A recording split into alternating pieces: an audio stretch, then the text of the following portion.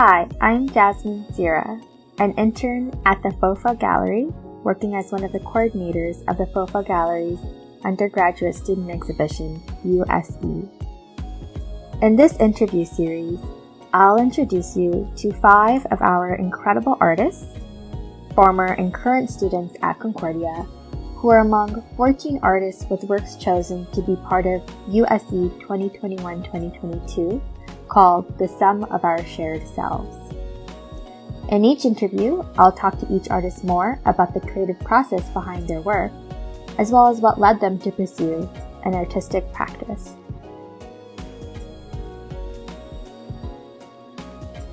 In this episode, I talked to Mika Yatsuhashi about her documentary, An Uninterrupted View of the Sea, which explores her family's migration and settlement in America. My name is Mika Yatsuhashi. I'm a filmmaker. I graduated from Concordia Film Production in May of 2021. I'm originally from the US. I grew up just outside of Washington, D.C. in Maryland, and I moved to Montreal in 2017 to go to Concordia.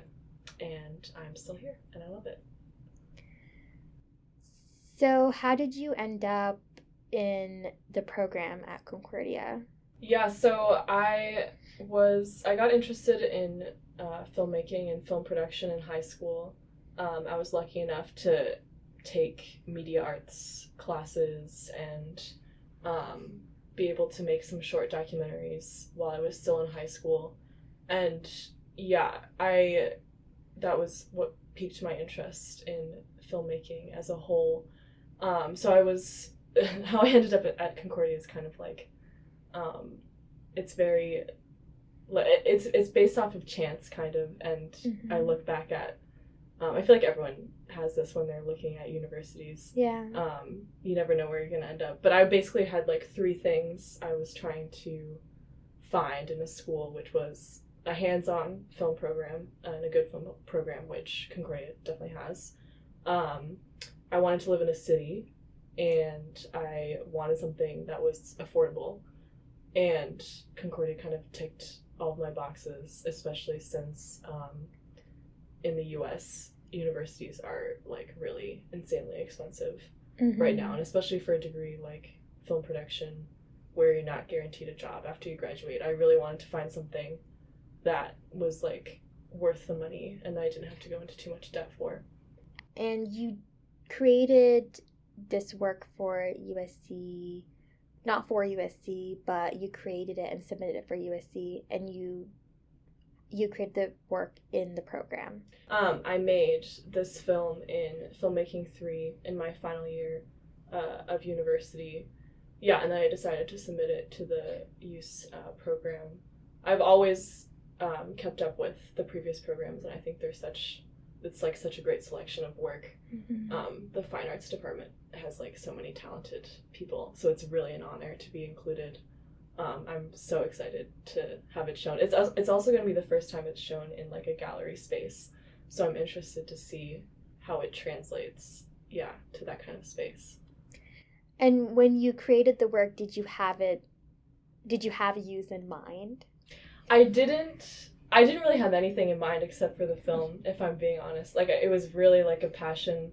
I was doing it for school, but it was really a passion project. Like, I really threw myself into it like 110% for a year. I think I started researching in March or April of 2019, and then I finished the film like right before COVID in March of 2020.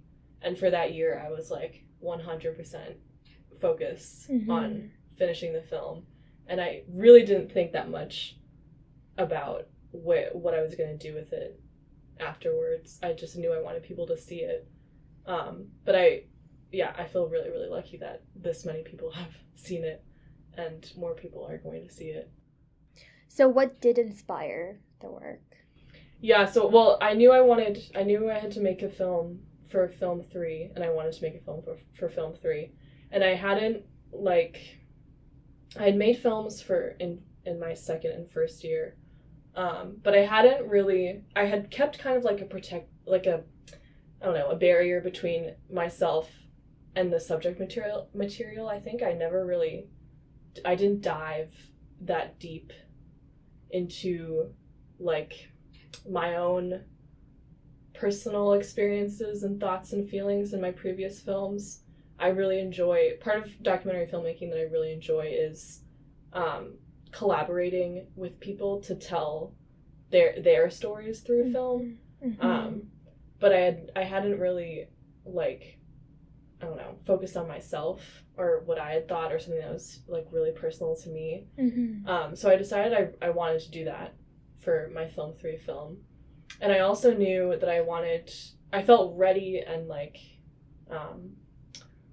prepared to kind of dive into my identity, like, racial identity and ethnic identity, because I'm half Japanese, half white, and I was, like, born and raised in the States, and I hadn't really reflected too much, and I knew the specifics for this film. I knew a lot about my grandmother's experience, on my dad's side, because I'd grown up with her, and she was actually in Japan during World War II, and then she moved to the US when she married my grandfather. But I realized that I was just making, like, a chart, basically, just, like, sketching out some really basic ideas, and I was writing down everything I knew about her story, and then I was, like, started writing down everything I knew about my grandfather's story, and I realized I knew, like, next to nothing, because he had died way before I was born. All of his siblings had died before I was born, so I never got the chance to, like, talk to him about it, and everything I had heard was, like, filtered through my dad or my grandmother. So I decided that I should, like, look into him and his experience more, because I knew nothing about it. And then I did, like, a quick Google search, and I found that a lot of my great-grandfather's possessions were housed in the Freer-Sackler Smithsonian Museum of Asian Art in DC. Well, I had, like, some semblance of knowledge that these were there, because my family knows that they're there, and they visited them before, but I was always too young. This is the first time I was, like, really interested to, like, find out what was in there. And then I also searched my last name in the National Archives, like, catalog tool, and I ended up eventually finding an FBI document that was basically surveying my great-grandfather during World War II. And I think that was in, like, April of 2019 that I found that document. And that was really when I knew, I was like, okay, I definitely have to, I'm definitely going to make a film about this. And I, like, need to follow this trail and this story. Yeah. Wow, that's really, really fascinating. And when you're talking, I'm hearing, well, something that you said, it was such a personal project for you, and a lot about your identity, which was different from what you had done previously. Why was documentation of these archival materials and in a film really important for you to express, like, this part of yourself, this really personal part of yourself and your family's history?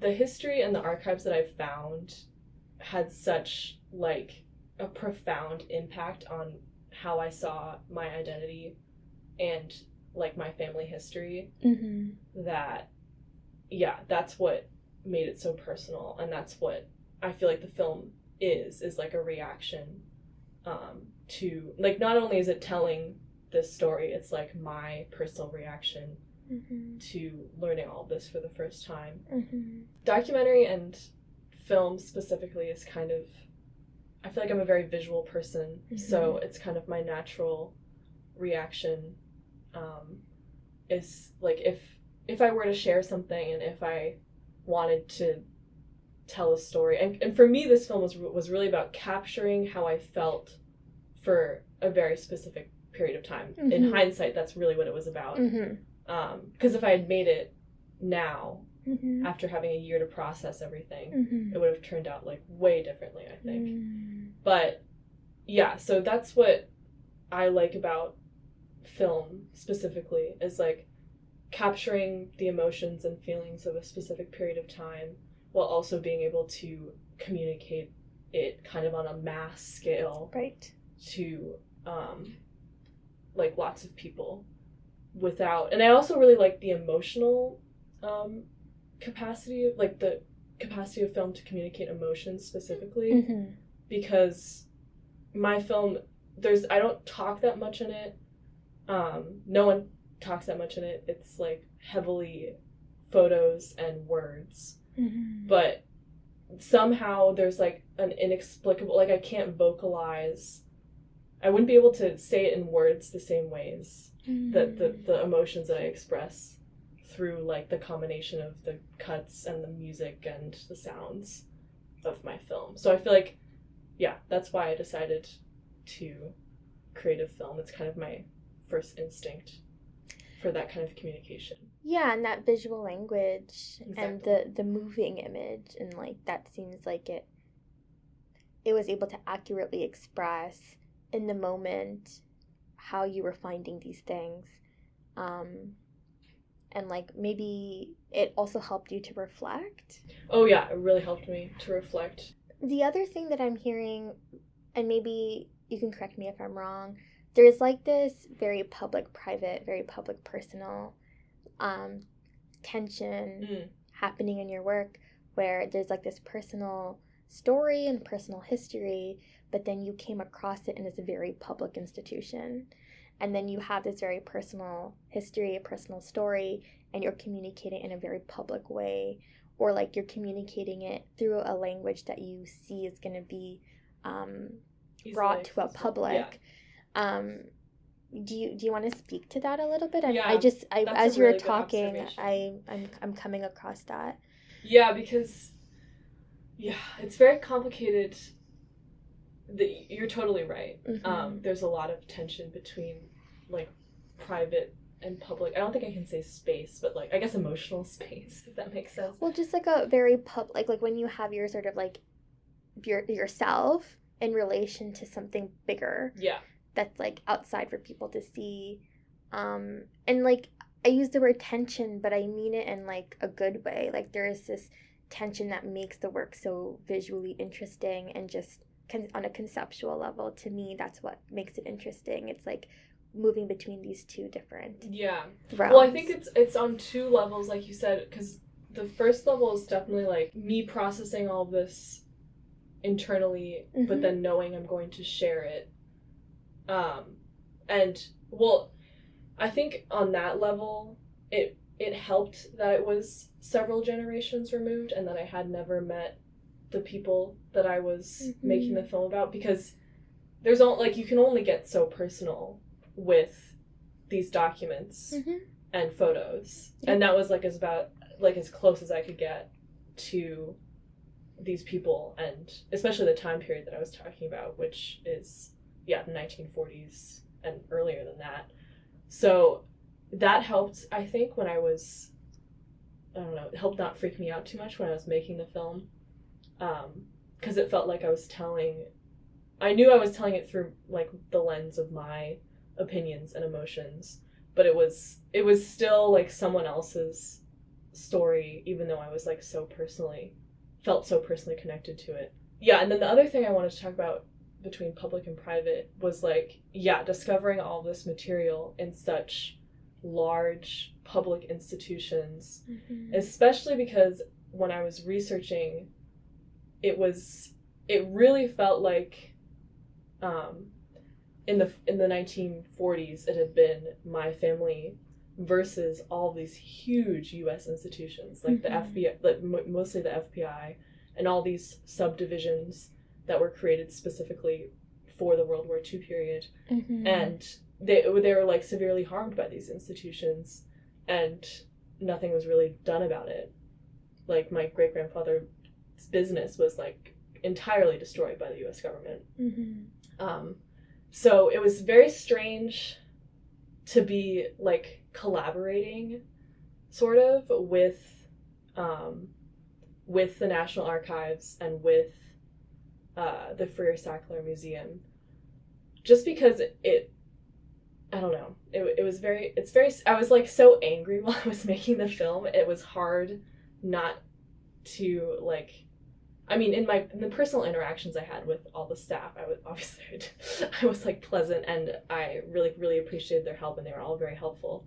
But just on like the principle of it all, it was definitely a strange experience, especially for the photos that are in the Fuhrer-Sackler, because the stuff that's in the archives of the Smithsonian's Fuhrer-Sackler, it's all like, it's like possessions of my great-grandfather. So it's, all the photos are from like literal photo albums that are made up of photos that he took, that he had printed, that he had mounted into these albums.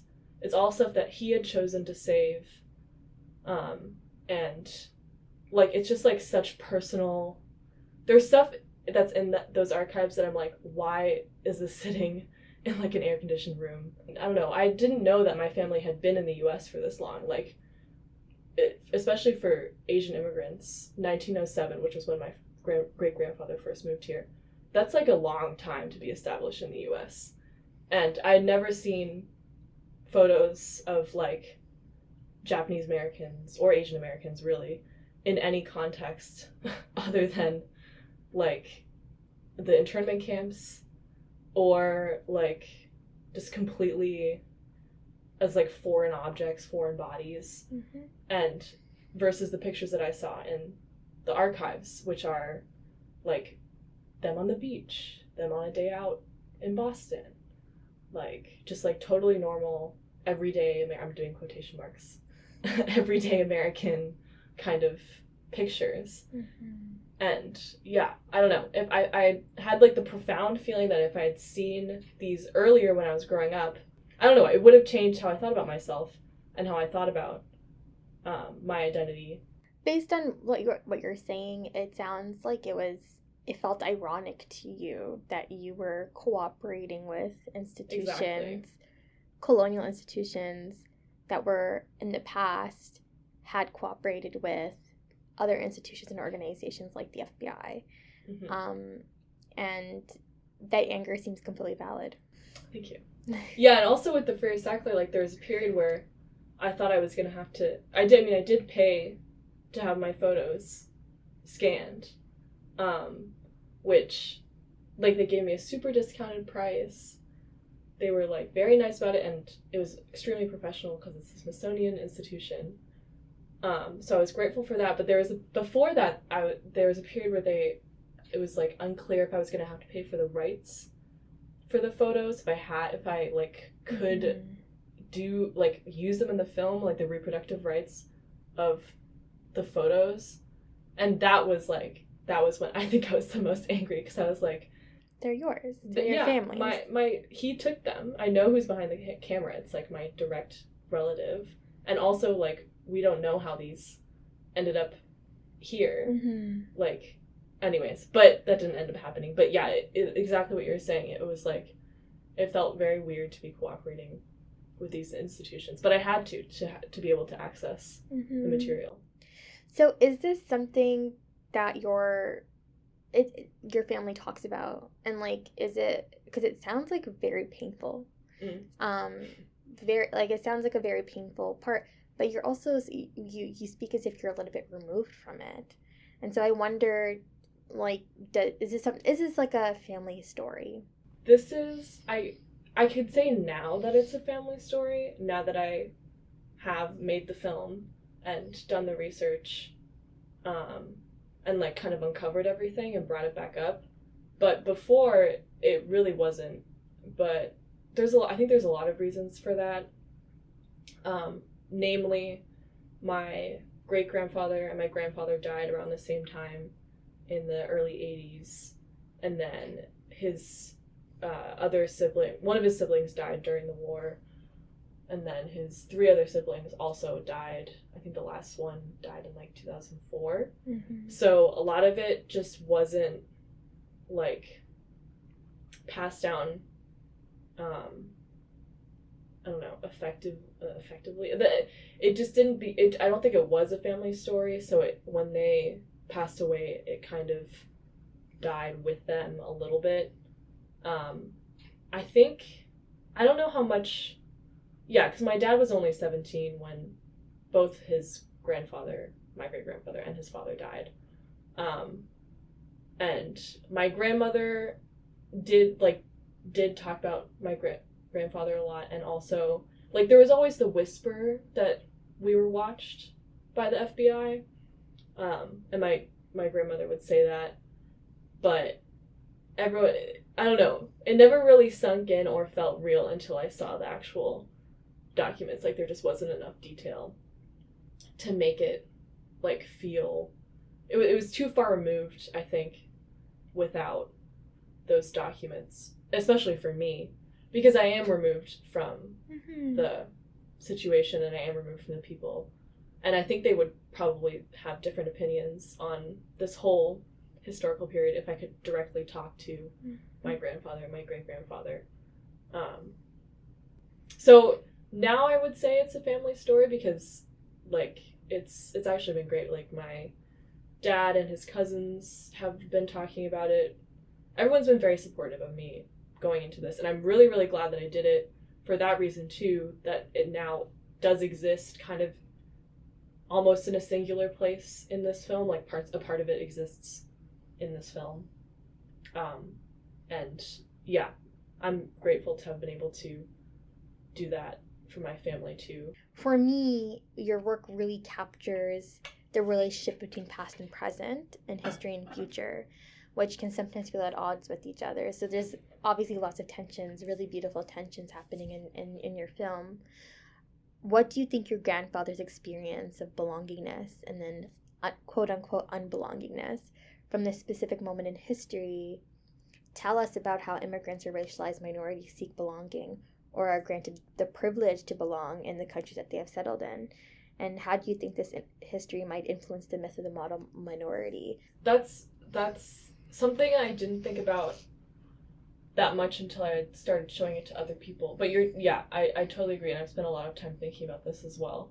Because I feel like, upon reflection, when I finished the film, the biggest thing that I took away from it, and I think the biggest impact it had on kind of my identity and how I see myself as a non-white person in the US or Canada, is that, I don't know, your immigrants are sold, like, this myth of, if you work hard, if you, like, keep your mouth shut, if you cooperate, you will be, like, completely accepted, and you will be considered an American by the general population and by the government.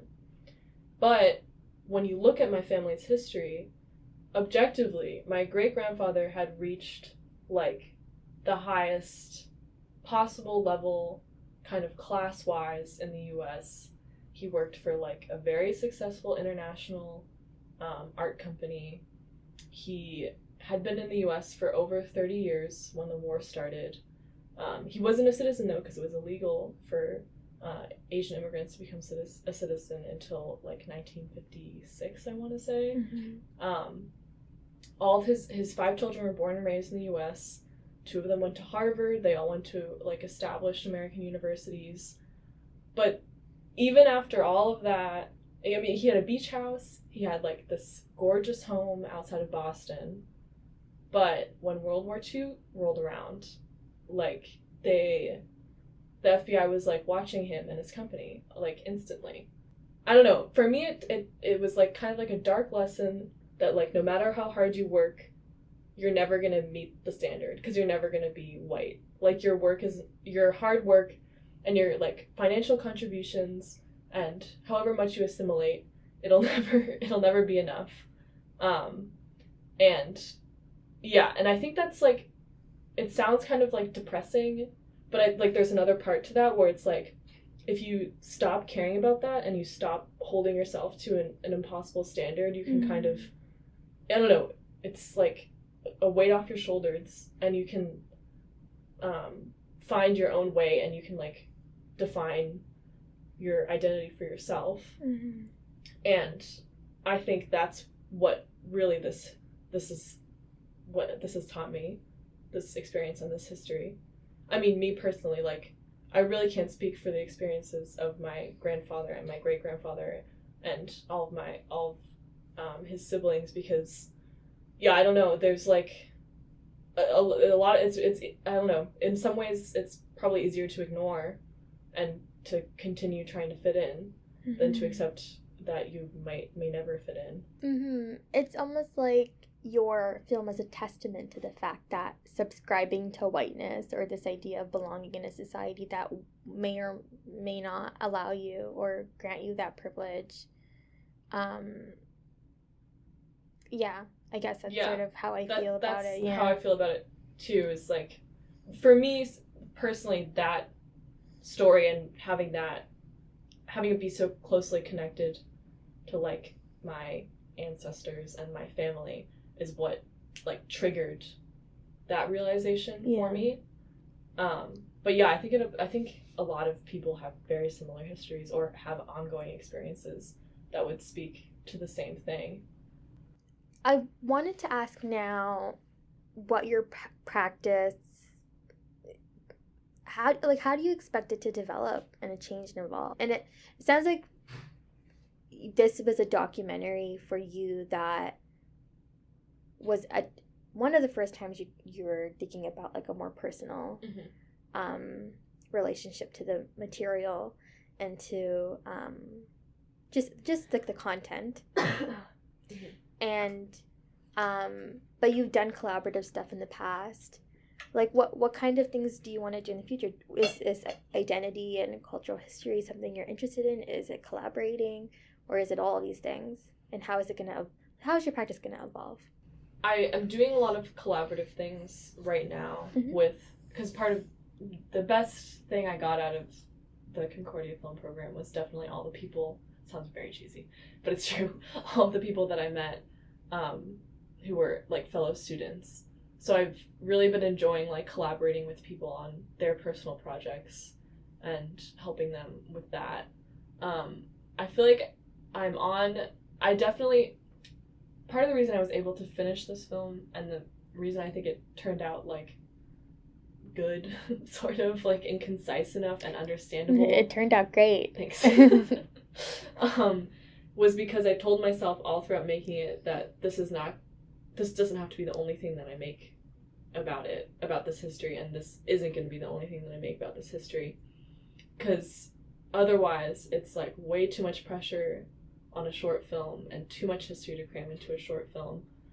So I definitely want to, there's definitely a lot still to be explored and that I want to talk about in future films.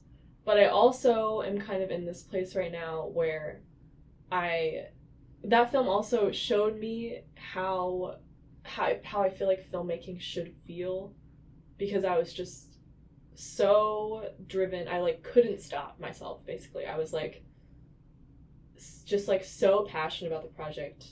I would talk about it all the time to everyone.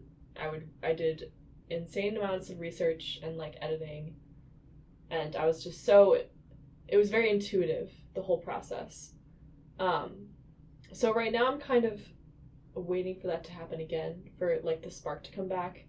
I finished it in March 2020, and I haven't really started anything, like, sincerely started anything since then. But I think a lot of it, like, I just needed a break from, 2020 was a weird year for everyone. But I also, like, the subject material is very intense.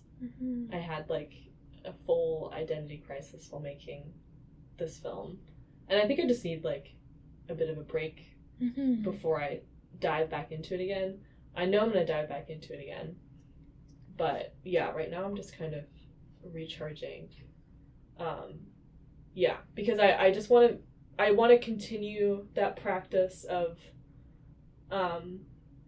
making stuff that I know I'm passionate about and that I care deeply about, and really trying not to cater too much to any sort of audience, whether it be, like, my peers or, like, a wider festivals or whoever.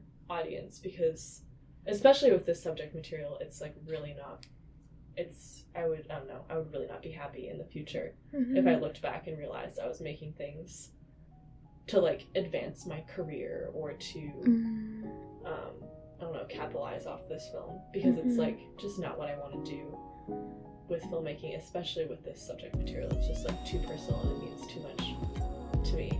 So yeah, right now I'm like trying to find the balance of knowing that the process of the next film is not gonna feel exactly like the process of this last film, but trying to like keep the parts that I think are really important. Trying to recognize when that passion comes back and when to start working on things again, I think is where I'm at